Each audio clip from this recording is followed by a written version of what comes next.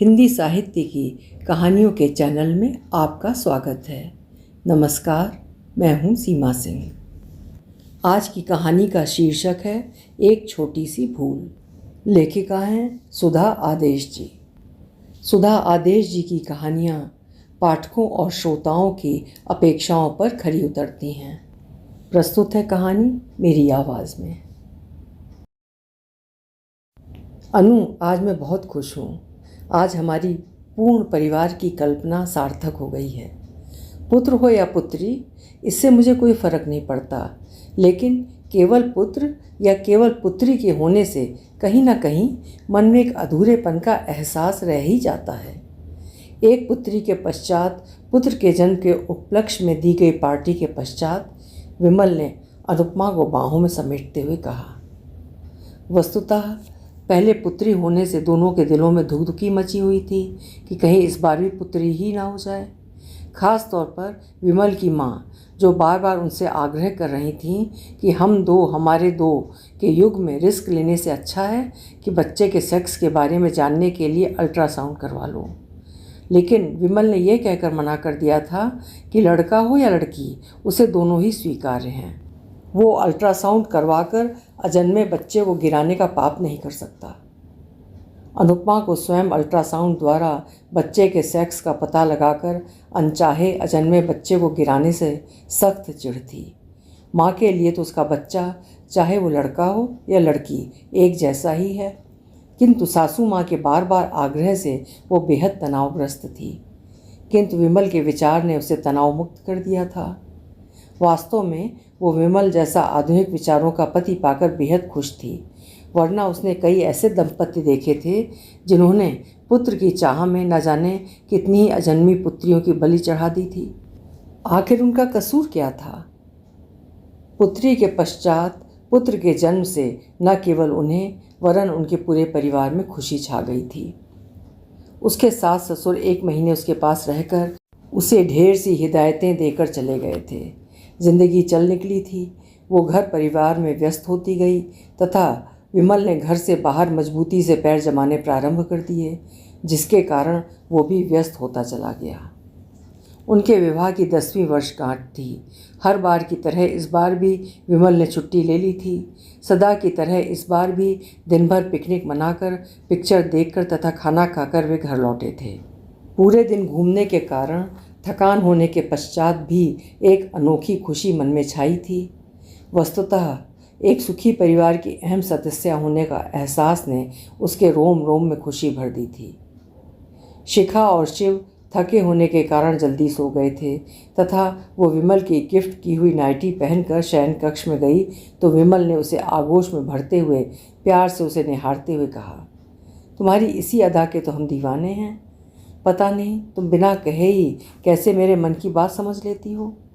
सच अनु, आज मैं महसूस कर रहा हूँ कि तुम ही मेरे जीवन का पहला और अंतिम प्यार हो। वास्तव में जब से तुम मुझे मिली हो, मेरे जीवन का अर्थ ही बदल गया है। ये सच है कि तुमसे पहले मेरे जीवन में एक लड़की आई थी जिससे मैं विवाह भी करना चाहता था, किंतु मेरे और उसके घर वालों के विरोध के कारण ये विवाह संभव नहीं हो पाया था। पहले प्यार को भुला पाना इतना सहज नहीं होता, लेकिन अब ना कोई गिला है और न शिकवा।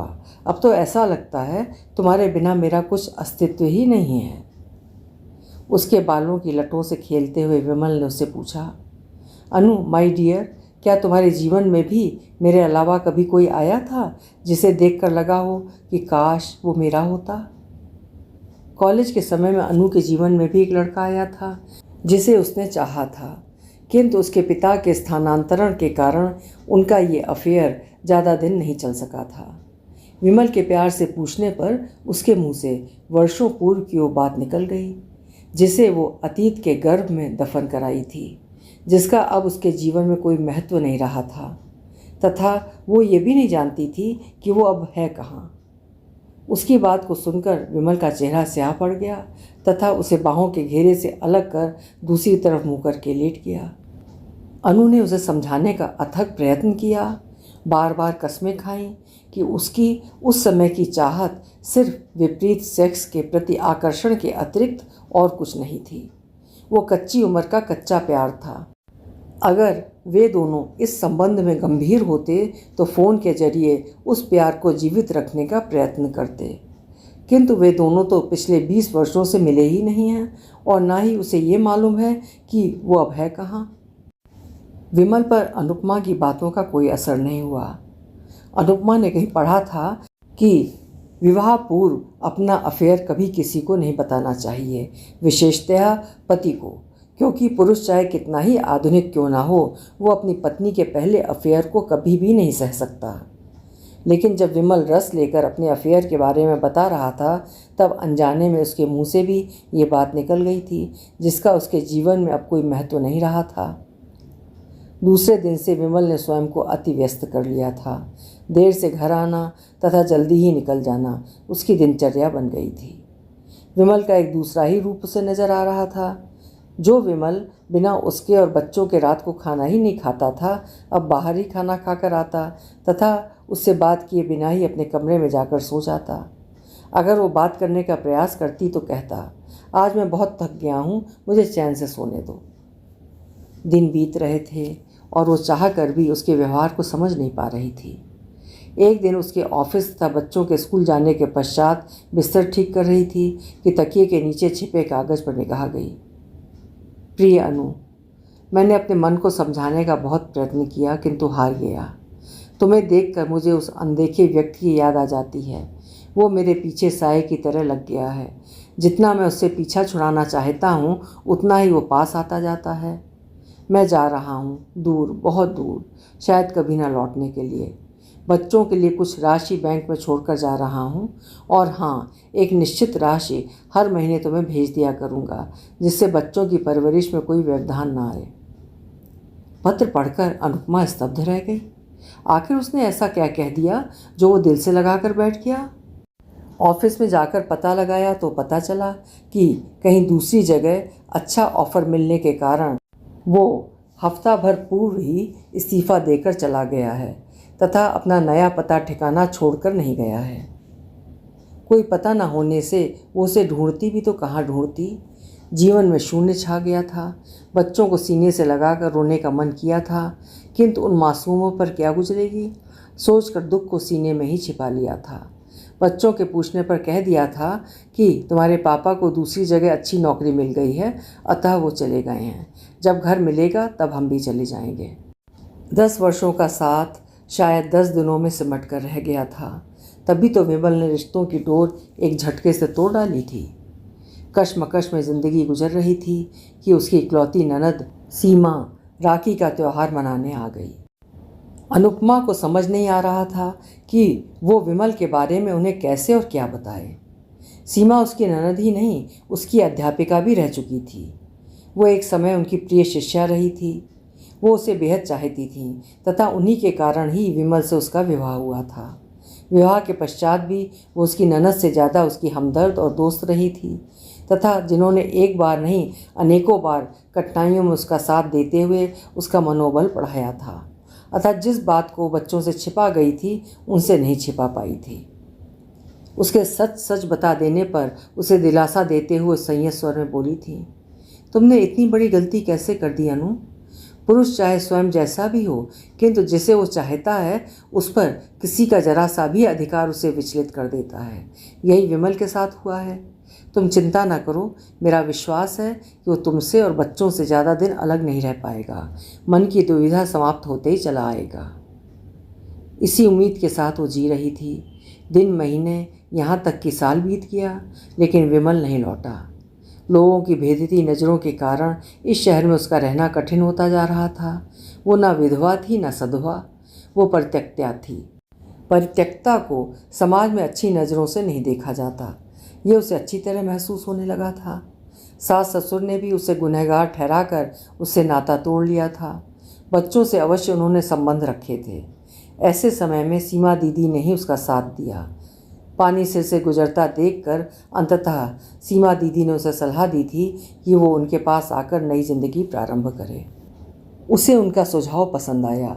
उनकी कोशिश से उसे एक स्कूल में नौकरी मिल गई। नए लोग, नई जगह, ज़िंदगी आसान हो चली थी, लेकिन 2 बच्चों की परवरिश कोई आसान नहीं थी। कुछ दिनों पश्चात पहले के प्रश्न फिर से जिंदा हो उठे थे। इस बार लोगों के पूछने पर उसने कह दिया था कि उसका पति काम के सिलसिले में विदेश गया है, लेकिन इतना कितने दिन चल सकता था। लोग तो लोग, बढ़ते बच्चों के प्रश्न भी उसे परेशान करने लगे थे। उसे महसूस हो रहा था राम हर युग में हुए हैं। एक राम वो थे जिन्होंने एक अनजान धोबी के कहने पर अग्नि परीक्षा से गुजर चुकी अपनी गर्भवती निर्दोष पत्नी को वनवास दे दिया था, और एक राम ये है जिसने जवानी की दहलीज पर पांव रखती मासूम लड़की की एक छोटी सी भूल, वो भी ऐसी भूल जिसमें मात्र आकर्षण था, कुछ मासूम भावनाएं थीं, कि इतनी बड़ी सज़ा दे डाली। वो इतना नहीं समझ पाया कि जिस स्त्री ने अपने जीवन के 10 महत्वपूर्ण वर्ष उसके परिवार को सजाने संवारने में लगा दिए, उसे अपना तन मन सौंप दिया था, वो उसके जीवन का सच था या वो जिसे वो अतीत के पन्नों में दफन कराई थी। पुरुष चाहे कितनी भी रंगरेलियां मना ले, पर पत्नी के दामन पर लगा एक हल्का सा दाग भी वो सहन नहीं कर पाता। मानो स्त्री हाड़ मांस का शरीर नहीं, पत्थर की बनी हो, जिसमें ना कोई भावनाएं हों और ना ही कामनाएं, ना ईर्ष्या हो ना द्वेष।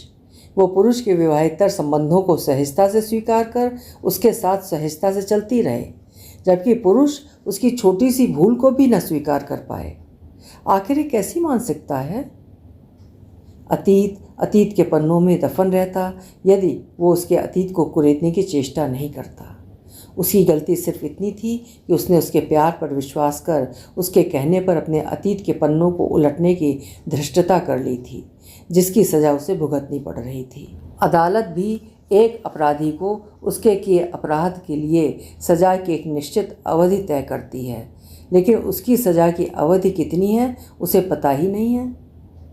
समय धीरे धीरे खिसकता गया, साथ ही उसके मन की कोमल भावनाएं मरती गईं।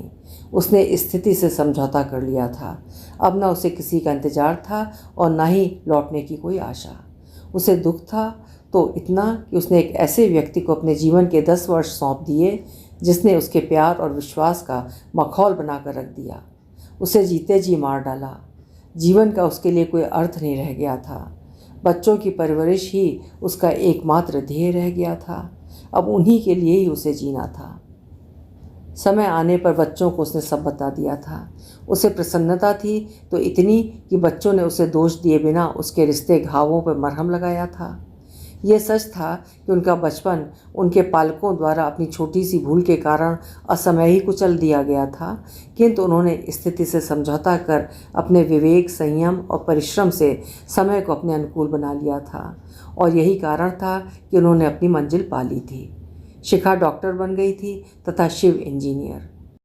शिखा ने अपने डॉक्टर मित्र से विवाह करने की इच्छा जाहिर की तो उसने बिना किसी झिझक के उसे आज्ञा दे दी थी। कम से कम उसके जीवन में तो उसके समान व्यर्थ का तनाव ना हो, संशय के बादल ना मंडराएं। जिससे उसने प्यार किया वही उसका जीवन साथी बने, इससे ज़्यादा खुशी और क्या हो सकती है। विवाह में सीमा दीदी ने उसकी बहुत मदद की थी। उस समय एक आस जगी थी कि शायद पुत्री को आशीर्वाद देने ही वो आ जाए। पता नहीं, न जाने क्यों उसे लगता था कि वो जहाँ कहीं भी होगा उनकी खबर अवश्य रखता होगा, लेकिन निराशा ही हाथ लगी थी। एक दिन वो स्कूल से आई तो सीमा दीदी को बैठे देखकर चौंक गई। वो अपने स्वभाव के विपरीत काफ़ी गंभीर लग रही थी। उसके पूछने पर उन्होंने बिना कुछ कहे एक पत्र उसे पकड़ा दिया था। अनु, मुझे क्षमा कर देना। तुम पर शक करके मैंने न केवल तुम्हें वरन स्वयं को भी सजा दी है। मैं जब तक सब कुछ समझ पाया तब तक बहुत देर हो चुकी थी। तुमसे दूर रहकर ही मैं हमारे प्यार को समझ पाया। अगर ऐसा ना होता तो क्या तुम और मैं एकाकी जीवन व्यतीत कर पाते? तुमसे दूर रहकर भी मैं सदा तुम्हारे पास ही रहा। वस्तुतः तुम पर शक कर तुम्हारे पास आने का साहस ही नहीं जुटा पाया। अब जबकि चंद सांसें ही रह गई हैं, तुमसे एक बार, सिर्फ एक बार मिलना चाहता हूँ। अनुपमा उस पत्र को हाथ में लेकर बैठी ही रह गई। उसके कहे एक वाक्य ने उसकी सारी जिंदगी बदल डाली थी। पुरुष अपनी जवानी के किस्से अत्यंत ही रस लेकर सुनाता है। कृष्ण बना रास रचाते हुए वो ये नहीं सोचता कि जिन लड़कियों के साथ वो फ्लर्ट कर रहा है वो भी कभी किसी की पत्नी बनेगी। विवाह के सब्ज बाग दिखाकर उनकी मासूम भावनाओं से खिलवाड़ करने से नहीं चूकता, किंतु जब विवाह की बात आती है तो वो उड़ती तितलियों को छोड़कर भारतीय नारी के परंपरागत स्वरूप को ही पसंद करता है, जो उसके इशारे पर नाचे गाए। शायद यही कारण है कि विवाह करते समय वो अपनी तथाकथित प्रेमिकाओं को दूध में गिरी मक्खी की तरह अपने जीवन से निकाल कर फेंक देता है, लेकिन पत्नी वो साफ और बेदाग चाहता है। आखिर ये दोहरा मापदंड क्यों? अनु, मैं समझ सकती हूँ कि तुम्हारे मन में क्या चल रहा है। ये सच है कि विरह की पीड़ा तुमने भोगी है, पग पग पर अपमानों का सामना करना पड़ा है। जिस समय तुम्हें और बच्चों को विमल की आवश्यकता थी, वो तुम सबको बेसहारा छोड़कर चला गया। एक परित्यक्ता का जीवन विधवा के जीवन से भी बुरा है, इसका एहसास मुझे है, किंतु वो तुम्हारा ही अपराधी नहीं अनु, मेरा भी अपराधी है। जिस तरह तुमने अपने जीवन के महत्वपूर्ण वर्ष उसके बिना गुजारे हैं, उसी तरह मैंने भी बिना भाई के वर्ष गुजारे हैं। हर रिश्ते का अपना महत्व होता है अनु।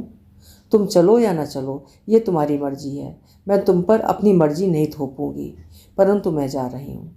कम से कम उससे ये तो पूछ लूँ कि आखिर मैंने और मेरे माता पिता ने ऐसा क्या अपराध किया था कि उन्हें उनकी ममता और मुझे उसके स्नेह से वंचित होना पड़ा। क्यों वे राखियाँ जिन्हें मैं हर वर्ष उसके लिए खरीदती रही, उसकी कलाई में नहीं सच पाईं? आखिर क्यों? अनु, ये पत्र तुम्हें न भी दिखाती, किंतु मुझे डर था कि कहीं वस्तु स्थित जानकर तुम मुझे ही दोषी न ठहराने लगो। वैसे भी अंतिम सांसें ले रहे व्यक्ति की हर अंतिम इच्छा पूरी की जाती है, जिससे कि वो शांति से मर सके। आंखों में भराए आंसुओं को पलकों पर रोकते हुए उठते हुए सीमा ने कहा। सीमा दीदी की बातें सुनकर भी एक बार अनुपमा का मन किया कि वो जाने के लिए मना कर दे। आखिर क्यों उस व्यक्ति से मिले जिसने उसे जिल्लत की ज़िंदगी दी, उसकी ज़िंदगी को नरक बना कर रख दिया। किंतु उनकी आंखों में झिलमिलाते आंसुओं ने उसके दिल को डगमगा दिया। लोग तो ऐसी स्थिति में इष्ट मित्रों को भी देखने जाते हैं, और वो तो उसका पति ही नहीं, बच्चों का पिता भी है। जीवन के 10 वर्ष कभी उसने उसके साथ गुजारे थे, कुछ स्वप्न बुने थे, कुछ स्वप्न देखे थे। आखिर वो भी तो एक बार जाकर देख ले कि उसके बिना उसने कैसी ज़िंदगी जी। दीदी, मैं भी चलूँगी। अचानक अनुपमा ने अपना निर्णय सुनाया। चलो। उसके निर्णय को सुनकर दीदी ने प्यार से उसके सिर पर हाथ फेरते हुए कहा। अस्पताल के बेड पर पड़े उस हड्डियों के ढांचे को वो भी कहाँ पहचान पाई थी। उन्हें देखकर विमल की आंखों में एक चमक आई थी। कुछ कहने के लिए होठ फड़फड़ाए थे, किंतु कुछ न कह पाने की विवशता के कारण आंखों से आंसू बह निकले थे, और उसी के साथ ही चलती सांसें रुक गईं। दीदी रो पड़ी, और वो सोच रही थी कि अन किए अपराध की सज़ा उसने ज़्यादा भोगी या विमल ने। उसके पास तो घर था, बच्चे थे, किंतु वो तो अकेला ही भटकता रहा। उसके पुरुषोचित अहंकार एवं मन में उपजे शक के अंकुर ने घुन बनकर न केवल उसकी वरन स्वयं की जिंदगी को भी तबाह कर डाला।